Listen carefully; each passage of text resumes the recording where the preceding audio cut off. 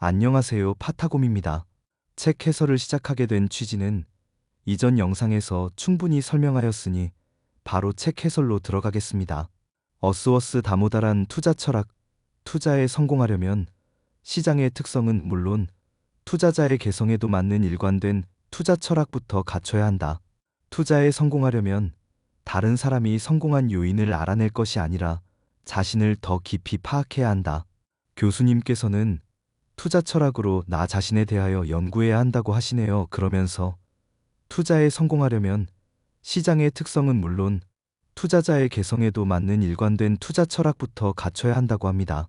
가장 먼저 위험과 수익에 대하여 정의하시면서 통상적으로 위험이란 부정적인 것을 뜻하지만 금융 분야에서는 위험의 범위가 넓어져서 수익률이 기대했던 것과 달라질 가능성을 가리킨다고 합니다.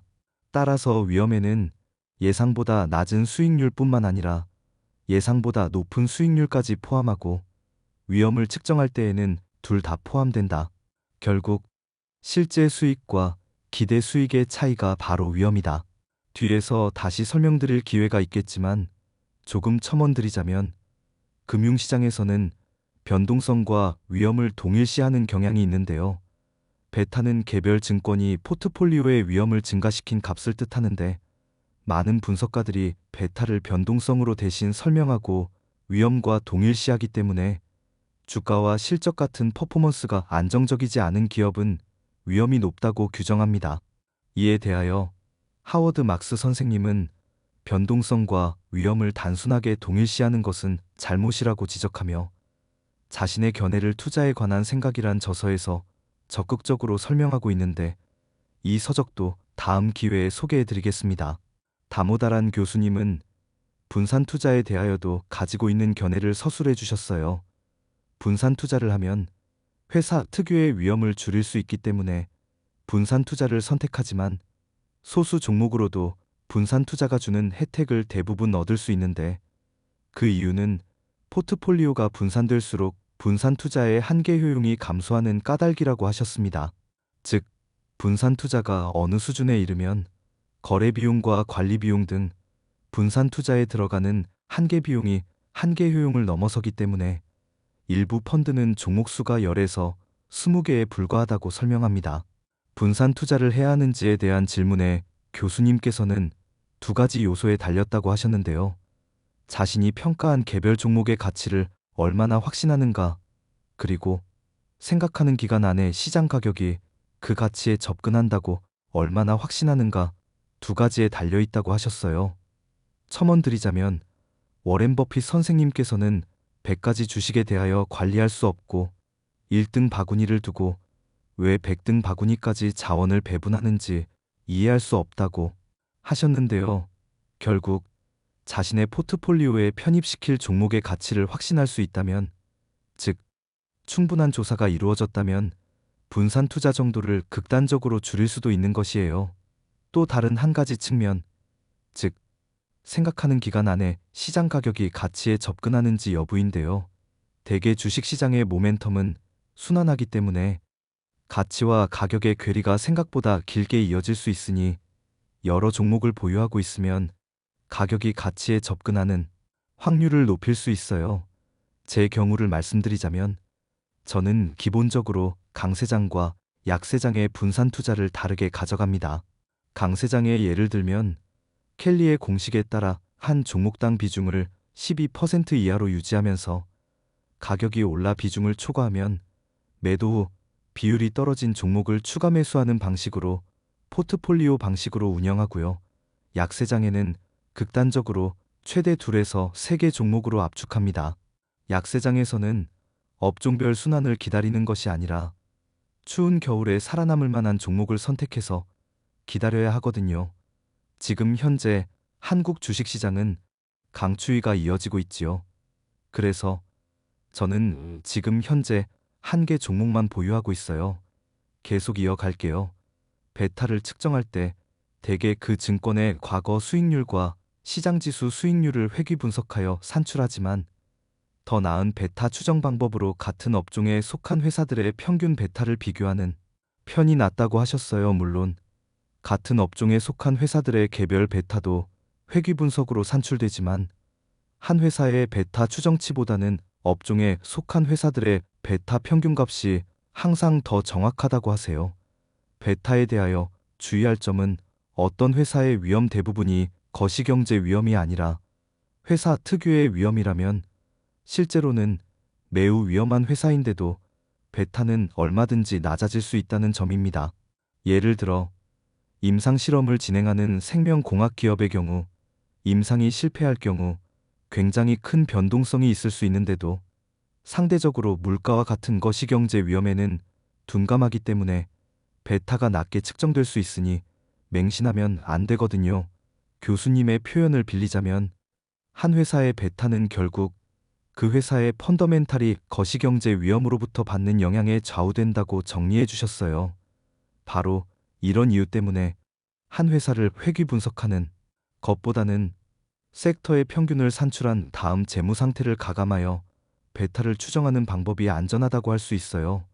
교수님이 말하시길 훌륭한 투자도 베타가 높을 수 있고 나쁜 투자도 베타가 낮을 수 있다고 친절히 설명해 주시는데 결국 위험을 고려한 기대 수익률이 훨씬 높다면 설령 베타가 높다고 하더라도 훌륭한 투자가 될 수 있다는 말이에요. 교수님께서 이 책에서 합리적인 방법으로 회사의 현재 가치를 계산하는 방법을 상세하게 설명해 주셨는데 이 부분은 책을 구입하셔서 내 것으로 만드시길 부탁드릴게요. 개인적으로는 미래의 가치를 현재 가치로 전환시키는 부분과 코카콜라의 가치를 평가하는 부분이 가장 흥미로웠습니다.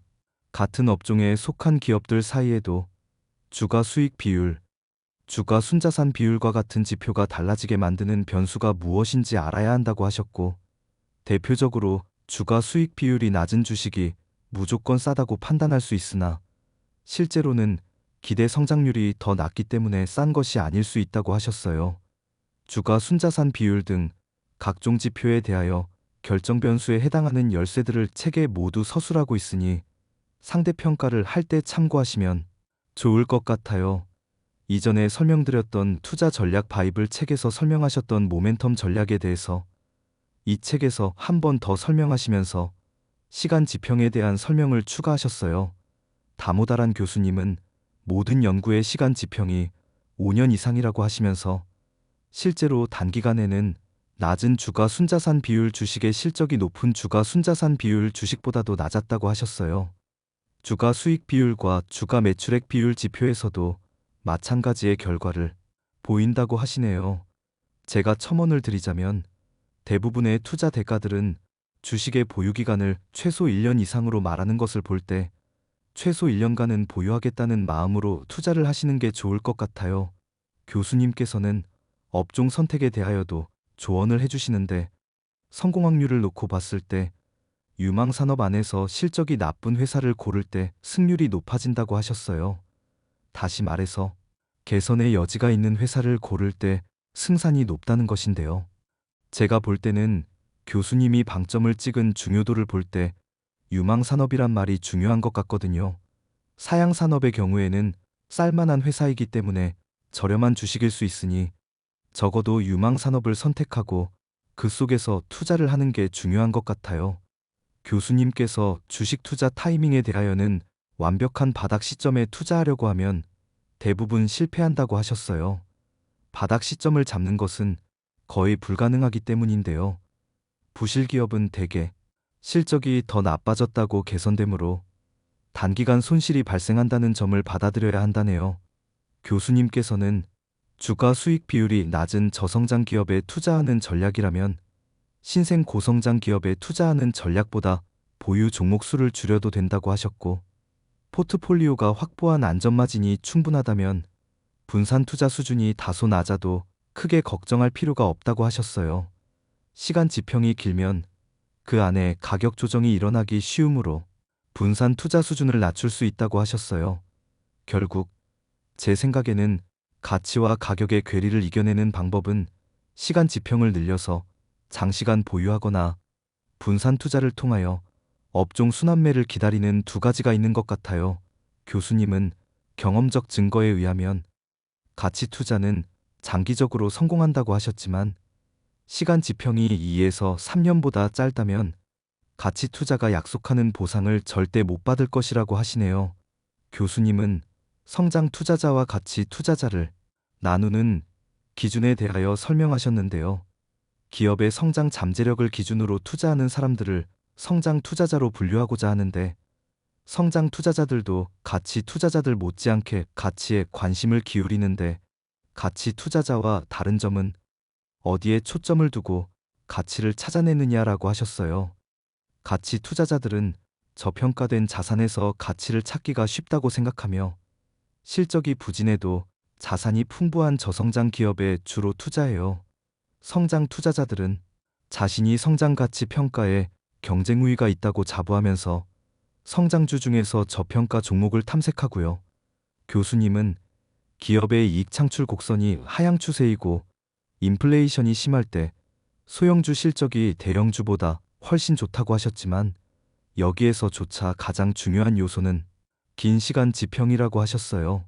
소형주 프리미엄의 경우 시간 지평이 5년이 넘어가면서 소형주 투자가 확실히 유리해진다고 하시네요. 아울러 소형주 투자에는 원칙 준수와 분산 투자가 더 중요해진다고 하셨는데요. 그 근거로는 소형주의 경우 몇 개 섹터에 집중되어 있기 때문에 키읔 소형주로 포트폴리오를 구성할 때에는 보유 종목 숫자를 더 늘려야 하고, 분산 투자의 효용으로 위험 측정 오류와 정보 위험도 감소하기 때문이라고 하셨어요. 지금부터 설명드리는 기업의 과거 성장률에 대하여는 교수님과 제 생각이 엇갈리는 부분입니다. 우선 교수님의 생각을 말씀드릴게요. 교수님께서는 기업의 과거 이익 증가율이 미래 이익 증가율을 알려주는 좋은 지표가 아니라고 하시면서, 한 기간에 빠르게 성장한 기업이 다음 기간에도 빠르게 성장한다는 증거를 발견하지 못하였다는 내용을 인용하셨어요. 이익 증가율 사이의 상관관계는 분석기간이 1년일 때가 3년이나 5년일 때보다 전반적으로 높았다고 하셨고, 이익 증가율은 평균으로 회귀한다. 다시 말해서 과거 성장률이 평균보다 높았던 기업은 성장률이 둔화하여 평균에 접근하고, 과거 성장률이 평균보다 낮았던 기업은 성장률이 증가하여 평균에 접근한다고 하셨어요. 결국 포트폴리오를 구성한 첫 해에는 이익 증가율이 가장 높은 기업군의 평균 성장률이 가장 낮은 기업군보다 20%나 높았지만 5년 뒤에는 그 차이가 거의 없었다고 하셨어요. 이 부분은 동의하기가 어렵네요. 예를 들어 필립 피셔 선생님의 모토로라 투자의 경우와 같이 제대로 된 성장주를 선택할 경우 팔 기회가 없을 정도로 이익 성장률이 우상향하는 모습을 볼 수 있기 때문인데요. 물론 교수님의 인용이 투자 전략 바이블 서적에서도 서술되었던 것처럼 1년 단위를 장기로 정의하면 모멘텀의 역전이 일어난다는 것에 근거가 된 것으로 보이는데요. 전후 사정을 고려할 때 교수님의 주장은 대부분의 경우에 적용 가능한 내용이고, 필립 피셔 선생님의 예를 든 제 견해는 이상치에 해당하는, 즉 아웃라이너에 해당하는 종목들을 선택할 수 있으며, 그 경우에는 이익 증가율이 평균으로 회귀한다는 명제에 대한 반대 증거가 되는 것에 치중한 결과로 보입니다. 계속 이어갈게요. 교수님께서는 일부 투자자는 이익 증가율보다는 증가율의 모멘텀에 주목해야 한다고 믿으며, 다시 말해서 이익 증가율이 가속하는 주식을 사야 한다고 믿는다고 소개해 주셨어요. 교수님은 이익 모멘텀에도 이익 증가율에서 나타나는 문제가 대부분 나타난다고 하셨어요. 이제 제가 이 책에서 얻은 가장 소중한 내용이 등장하는데요. 집중해서 들어주시면 좋을 것 같아요. 성장주는 이익 증가율이 낮을 때 실적이 좋았다. 이익 증가율이 낮을 때에는 성장주가 희귀해서 더 높이 평가받기 때문인 듯하다. 마찬가지 원리로 이익 증가율이 높을 때에는 성장주가 흔해서 프리미엄이 잘 붙지 않는 듯하다. 결국 성장주는 수익률 곡선이 평평하거나 하향일 때 실적이 훨씬 좋고, 가치주는 수익률 곡선이 상향일 때 수익률이 훨씬 좋은 듯하다. 위의 내용을 집대성한 분으로는 리처드 번스타인 선생님이 계신데요. 전반적으로 시장의 이익 증가율이 낮을 때에는 성장 투자가 더 유리하고, 시장의 이익 증가율이 높을 때에는 가치 투자가 더 유리하다고 지적하였다. 또한 수익률 곡선이 평평하거나 우하향일 때에도 성장 투자가 훨씬 유리하다고 말했다. 그리고 프레드 휴머는 인플레이션이 심하고 채권부도 스프레드가 낮을 때에는 가치 투자보다 소형주 투자가 더 유리하다고 밝혔다. 따라서 시장이 고평가되었다고 판단하면 성장 투자에서 가치 투자로 변경할 수 있고, 시장이 저평가되었다고 판단하면 반대로 가치 투자에서 성장 투자로 변경할 수 있다. 이 부분을 왜 제가 가장 도움받았다고 하는지 아실까요? 실제 사람들이 하는 행태를 보면 사람들은 시장의 침체가 시작된 다음에야 성장 투자에서 가치 투자로 스타일을 변경하며, 강세장이 한참 진행된 다음에야 가치 투자에서 성장 투자로 변경하거든요. 이 부분을 꼭 명심하시고 투자하시면 투자에 있어서 엇박이 나지는 않을 거예요. 비슷한 이야기로 중우장대 산업 투자 사이클이 있는데요.